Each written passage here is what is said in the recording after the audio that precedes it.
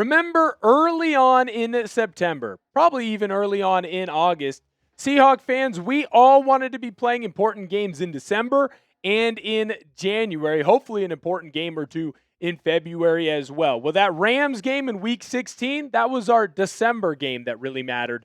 We're now getting ready for our first game in January that's really going to matter for the Seattle Seahawks, and this one is a big one. Against the 49ers, it is for the NFC West crown. It is for the NFC crown and that number one seed, home field through the entire playoffs. And we already know what happens in Seattle when the Seahawks get that number one seed in the NFC. We go to the Super Bowl. This is going to give us an opportunity to do that again, to be that one seed, to get home field all the way throughout. We just have to beat those 49ers down in not San Francisco, a.k.a. Santa Clara, for this matchup. This is Seahawks Today. I am your host, Will Ortner, and help us out. Don't jinx this game. Don't put us in a position where the Seahawks might not come away with a victory. Like the video. Don't jinx it. Seattle has to win this game, especially if we want to reach all the places that we think that we can. Saturday cannot get here fast enough for the Seahawks and for myself. All that I'm going to do all week is watch a bunch of previews, a bunch of predictions, a bunch of analysis for what comes to this matchup. Will the Seahawks be able to get a victory over the San Francisco 49ers? And I think that a lot of people are going to lean towards Seattle just because of the success that we had against the Los Angeles Rams. This 49ers team, they're pretty darn good. They showed that they can win in a shootout against the Chicago Bears. And if we remember all the way back to week 1, they can win in a defensive knockout type of a game as well.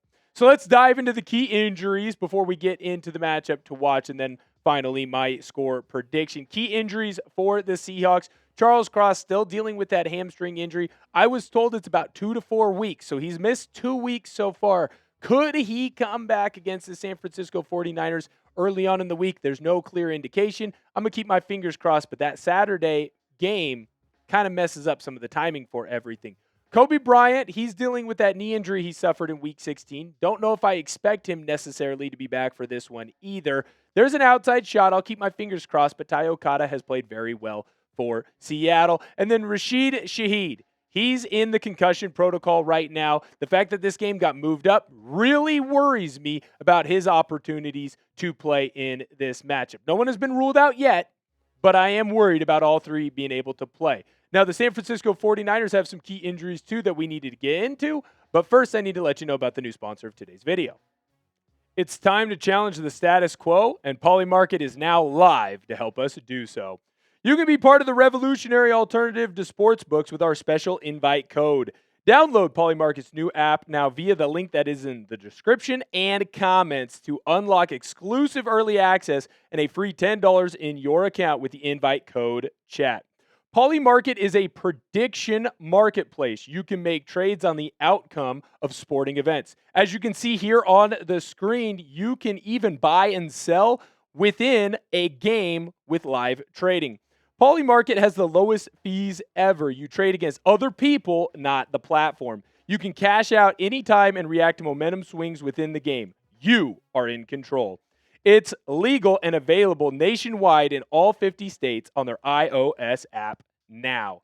For the Seahawks versus 49ers this weekend, Polymarket has Seattle 52% chance to come away with a victory. I love that. I'm on Seattle. $10 free is waiting for you. No card, no deposit, nothing. Download the app with our exclusive code CHAT at chatsports.com/Polymarket for exclusive early access and $10 free. The San Francisco 49ers have 2 key injuries, both on that offensive side of the field, that I want to dive in and talk about. George Kittle, he has an ankle injury, kept him out of the game on Sunday against the Chicago Bears. Kittle is a great blocking tight end, and as we remember in Seattle, he freaking kills us, and I don't really know why. Hopefully, Nick Eamon-Warry could potentially slow down George Kittle if he plays in that matchup, and to be honest, I think he will play in this game. Nick Eamon-Warry could be the X factor in finding a way to slow down Kittle.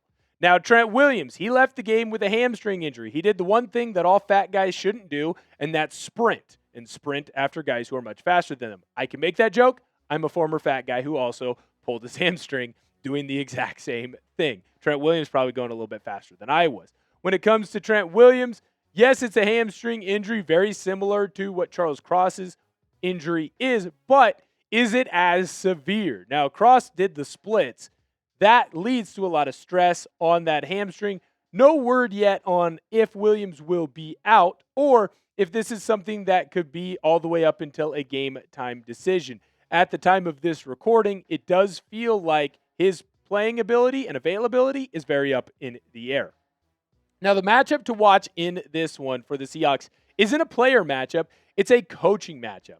And I'm specifically looking at 49ers defensive coordinator Robert Saleh and our offensive coordinator Clint Kubiak. Saleh absolutely dominated the Seahawks in the first matchup and made Kubiak do a lot of things that he hasn't done the rest of the year. Now, could that have been first game jitters?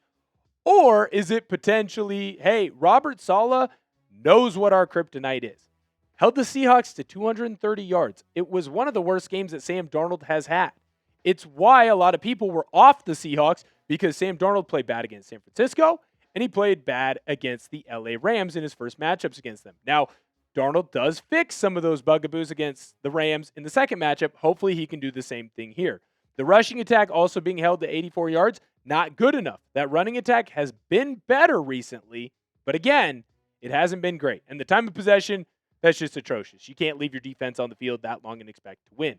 The offense has to perform better in this matchup if we are going to win. But I think that's easy. We all knew that. How does the offense do that? I think that if Seattle is able to run the football at a much more efficient and effective rate than they did in the first matchup, they are going to be able to hold onto the football longer. That's going to give the defense plenty of time to rest and recover. It's also going to allow Sam Darnold to feel a little bit more comfortable, and we can take more shots in the play-action pass game. Seattle has gotten away from those shots in the play-action pass game because wide receivers not named Jackson Smith-Njigba or Rashid Shaheed are not getting open. We need more of those receivers to get open, and I think it can all stem from that rushing attack. If Kenneth Walker or Zach Charbonnet or both of them have a big game in this one, it's going to force the 49ers to add more into the box and allow more freedom for the rest of the players on this team. Now, I do have a final score prediction for this game. But before I get into it, I want to ask you, what do you think the final score will be? Do you have the Seahawks coming out on top? Do you have the 49ers coming out on top? Let me know down below in the comment section and cite your sources. Use your words. Use MLA formatting. Let me know why you think which team will win because I'm going to do that right here, right now. I got the Seahawks coming away with a victory 24-21, avenging some of the issues that they had in the previous matchup. I think that Sam Darnold has a big game, but he makes sure that he holds onto the football and he does not turn the ball over. It's going to be tied. It's going to be close all the way through 21-21, and then our guy, Jason Myers, coming through with a game-winning field goal to push Seattle to that number 1 seed and getting that bye, which is going to be huge for Seattle to let Cross recover, to let Rashid Shaheed recover, and to let Kobe Bryant recover, as well as some of the guys who are already playing on this team. Remember, Seattle had an early bye week. This is it. Seattle needs to find a way to come away with a victory. And Seattle, frankly, we need to be that top team. We need to be the number 1 team in the NFC. If you want the Seahawks to be the number 1 team in the NFC, come in and like the video. Hit that thumbs up button. Help us out. It helps more Seahawks fans find our content, and more importantly, it helps the Seahawks win games. At least that's what I think so in my head. Hit that sub button if you haven't already. We are rapidly closing in on 79,000 subscribers, and when you subscribe to the channel, you're getting daily Seattle Seahawks content, and whenever there is a Seahawks game, we will be live having a fun watch party that you don't want to miss out on. Thank you guys so much for tuning into the show today, and I'll catch you guys next time.